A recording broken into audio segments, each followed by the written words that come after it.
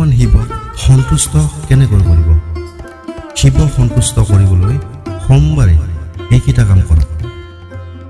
হিন্দু ধৰ্মত সোমবাৰটো ভগৱান শিৱৰ বাবে উৎসৰ্গা কৰা হয়।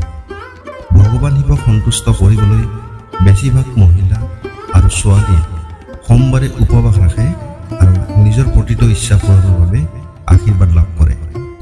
ঘৰৰ সুখ শান্তিৰ কথাই হওক বা এজন ভাল স্বামীৰ কথাই হওক, ভগৱান ভোলেনাথে এই সকলোবোৰ কামনা পূৰণ কৰে। হিন্দু ধৰ্মত ভগৱান শিৱৰ ভক্তৰ সংখ্যা অতি বেছি।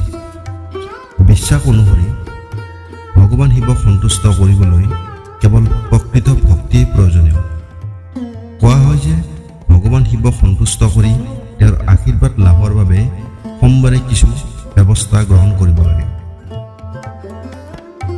কিছুমান সহজ পদক্ষেপ কওঁ, যাৰ দ্বাৰা ভগৱান শিৱ আপোনাৰ ওপৰত সন্তুষ্ট হ'ব আৰু আপোনাৰ সকলো কামনা পূৰণ কৰিব।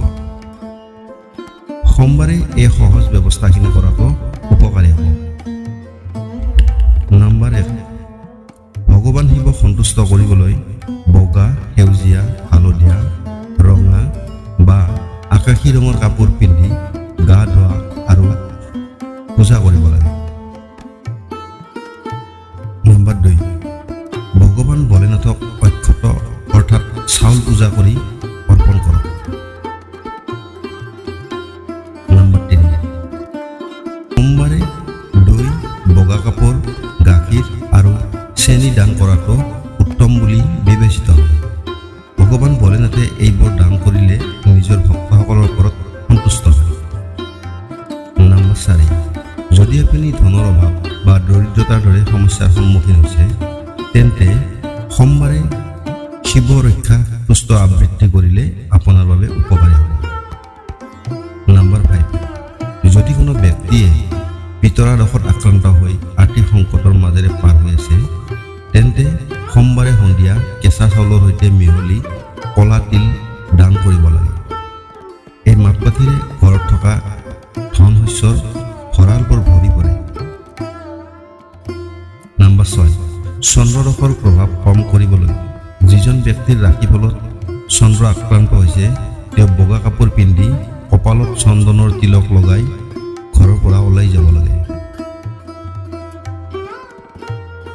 অক্ষত, চন্দন, ধাতুৰা, গাখীৰ, আখ, গংগা পানী আৰু বেলপাত আদি সোমবাৰে আগবঢ়াব লাগে। ইয়াৰ দ্বাৰা ভগৱান শিৱ সন্তুষ্ট হয় আৰু তেওঁৰ শুভ আশীৰ্বাদ দিয়ে।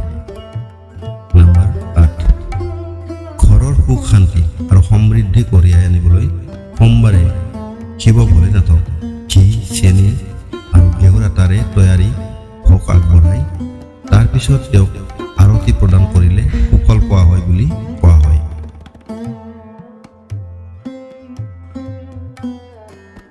প্ৰিয় দৰ্শক, এই ভিডিঅ'টো যদি ভাল লাগিল তেন্তে লাইক কৰিব।